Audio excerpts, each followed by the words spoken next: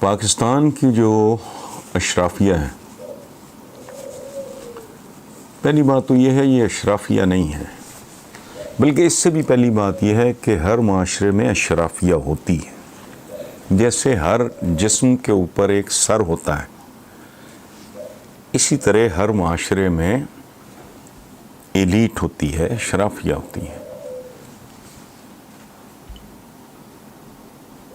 دنیا کا کوئی سماج اشرافیہ کے بغیر نہیں ہوتا، اور اشرافیہ وہ ہوتی ہے جو گائیڈ کرتی ہے، کنٹرول کرتی ہے، بہتری کی طرف لے کے جاتی ہے۔ جیسے اگر آپ کا دماغ ٹھیک کام کر رہا ہے تو وہ پورے جسم کو، اس کے بیہیویئر کو وہ مانیٹر کرتا ہے۔ میں ہاتھ ہلا رہا ہوں تو میسج یہاں سے آ رہا ہے، ٹھیک ہے؟ تو اشرافیہ کا ہونا بری بات نہیں ہے۔ پاکستان کا پرابلم ہے کہ اس کے حصے میں گھٹیا ترین بدماشیاں آئی جس کو اشرافیہ کہا جانے لگا۔ ان میں سے بے شمار خاندانوں کے، اب میں ان کا ذکر نہیں کرتا، ضرورت پڑ گئی تو کر بھی دوں گا، چمچوں کڑچھوں کی طرح، درباریوں کی طرح خطاب کرتے تھے یہ ملکہ کو اور وائس رائے کو۔ یہ وہ چمچے کڑچے ہیں۔ یہ کیسے معرض وجود میں آئے؟ جب 1857 کی جنگ آزادی، جس کو انگریز غدر کہتا ہے، میوٹنی، اس کے بعد جن لوگوں نے اس میں حصہ لیا تھا ان کی تو انہوں نے نسلیں ختم کر دیں۔ جن لوگوں نے ان کو مین پاور دی، پیسہ دیا، مخبریاں کی،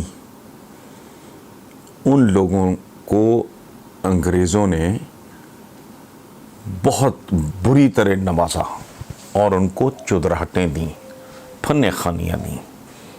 پاکستان کی بے شمار فیملیز آج بھی وہ ہیں جو ان کے پروردہ تھے، جنہوں نے اپنے ہم وطنوں کے ساتھ غداری کی، انگریز کو ہر طریقے سے فیسیلیٹیٹ کیا، ہیلپ کیا، تاکہ 1857 کی جنگ آزادی میں انگریز ہار نہ جائے۔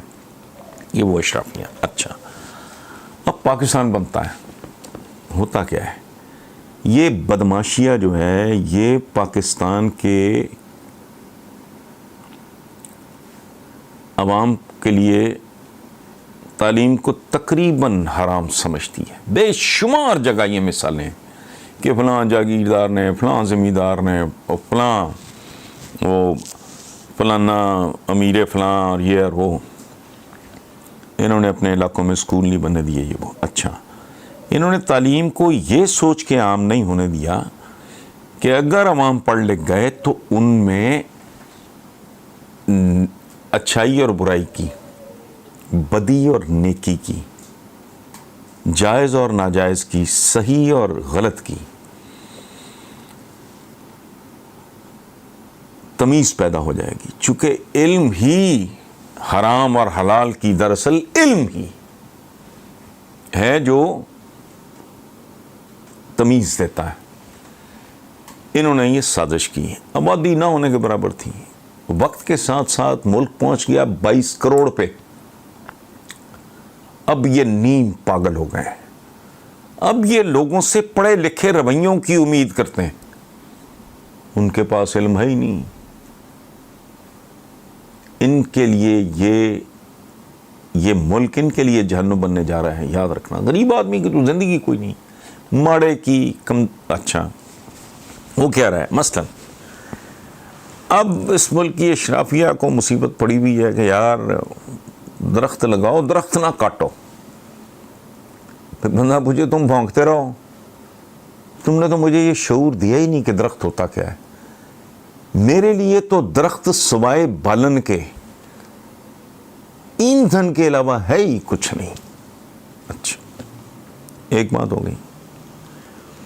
پھر یہ بہت بڑا ایک چیلنج بن جاتا ہے کہ گند جو ہے گھروں سے نکل کے گلیوں میں اور سڑکوں بازاروں پہ نا، جو کراچی کا حال ہے، وہ گند نہ ڈالو۔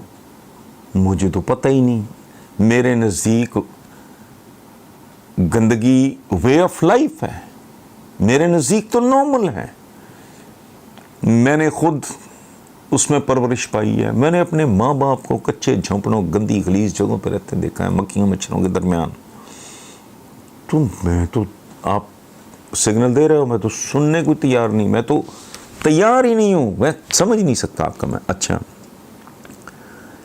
پھر کہ جی ٹریفک سینس, اب بظاہر یہ معمولی بات ہے, پاکستان میں اربوں روپیہ صرف لیک آف ٹریفک سینس کی وجہ سے برباد ہوتا ہے. خام خواہ چوک ہو گئی, ٹریفک جیم ہو گئے, فیول جل رہا ہے, برباد ہو رہا ہے.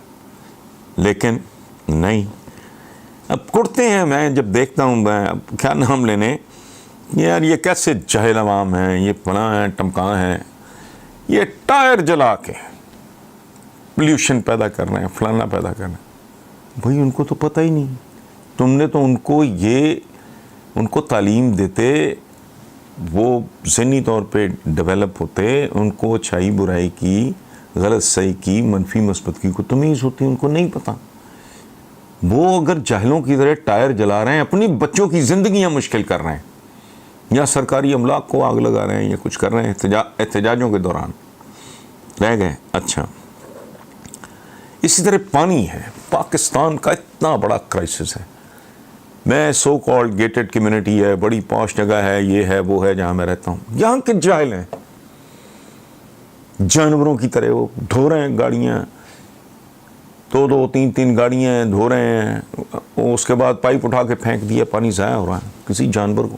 حتیٰ کہ مالکان, وہ تو بیچارہ ڈرائیور ہے جو سو کالڈ, اس کو بھی کوئی تمیز نہیں ہے کہ وہ اپنے ملازموں کو سمجھائے کہ بڑی قیمتی ہماری نسلوں کی یہ ہمارے پاس امانت ہے, اس کی حفاظت کرنی ہے, بند کرو پانی کو ٹھیک طرح, کوئی پرواہ نہیں ہے.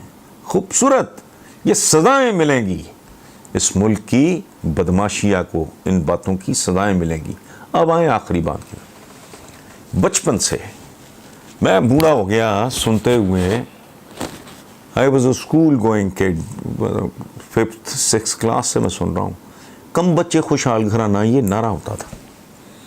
پھر بچے دو ہی اچھے, وہی اس طرح کا سلسلے چلتے رہے.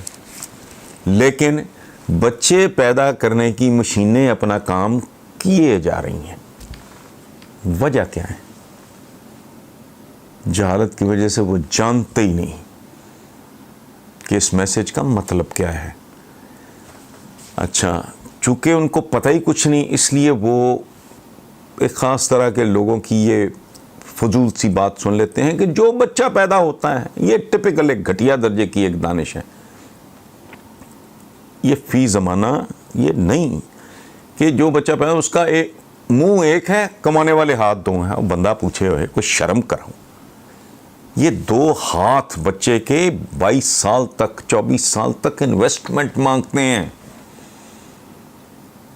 بچہ او لیول اے لیول آگے چل 22-23 سال کی عمر میں وہ کہیں یہ سوچنے کے قابل ہوتا ہے کہ میں اپنے پیروں میں, تب تک یہ 2 ہاتھ انویسٹمنٹ. ادروائز کیا کرنا ہے, چل چھوٹے موڈا ہوٹلوں پہ کام کر رہے ہیں, اینٹوں کے بھٹوں پہ کام کر رہے ہیں. اگر یہی تم نے نیم انسان ٹائپ بنانے ہیں تو وہ کرتے رہو. سو چائلڈ پروڈکشن کی فیکٹریاں چلتی رہیں. کسی نے نہیں سوچا کہ ایسا نہیں ہو. اور میں آپ کو بتاؤں, ہمارے دین کے بارے میں نے شاید پہلے بھی عرض کیا ہوں, علی شریعتی صاحب نے کمال کا جملہ ہے کہ changing rules for the changing needs, unchanging rules for the unchanging needs. یہ ہے ہمارے دین کا حسن. اچھا قرآنک وزڈم بھی ہمیں یہ بتاتی ہے کہ مومن کی ایک پہچان یہ ہے کہ وہ اپنے عصر کے ساتھ ہم آہنگ ہوتا ہے, یعنی جس حد میں وہ زندہ ہوتا ہے اس کے تقاضوں کو سمجھتا ہے. سو موٹی بات, باٹم لائن, کہ اس ملک کے عوام کو جاہل رکھنے کے نتیجے میں یہ ملک اشرافیہ کے لیے جہنم بننے جا رہا ہے. اب بھی اگر کوئی بہت بڑی تبدیلی نہیں آتی, اب بھی اگر کوئی بہت جسے کہتے ہیں نا ایمرجنسی کے بنیادوں پہ اگر آپ کام نہیں کو کرتے, تو پھر دیکھنا یہاں ہوتا کیا ہے. ابھی ریسنٹلی ورلڈ بینک نے کہا ہے, ورلڈ بینک نے کیا, ان کے کنٹری ڈائریکٹر نے کہا ہے کہ پاکستان میں آبادی کا تناسب, پاکستان میں آبادی کا تناسب, اس کی جو اس کا جو اقتصادی گروتھ ریٹ ہے اس سے 2 گنا ہے. اس کا کیا مطلب ہے؟ یہ میں پھر بچپن میں چلا جاتا ہوں، ایک گانا ہوتا تھا، آمدنی 98 خرچہ روپیہ. مطلب یہ ہے کہ جتنی آمدنی ہے اس سے 2 گنا خرچہ، تو بیڑا غرق ہی ہونا ہے ایسے بندے کا. یہ اس زمانے کی میں بات کر رہا ہوں جب 100 پیسے نہیں ہوتے تھے روپے میں، 16 آنے ہوتے تھے، تو 8 آنے کی ایک اٹھنی ہوتی تھی. بہرحال تو جس ملک کی آبادی کا تناسب اس ملک کی اکنامک جو اس کی گروتھ ہے اس سے دگنا ہو، تو تم دگنی ترقی بھی کر لو گے تو کون سی توپ چلا لو گے. سو یہ اشرافیہ کو اب قدرت سزا دینے والی ہے. ان کو یہ ملک چھوڑ کے بھاگنا پڑے گا.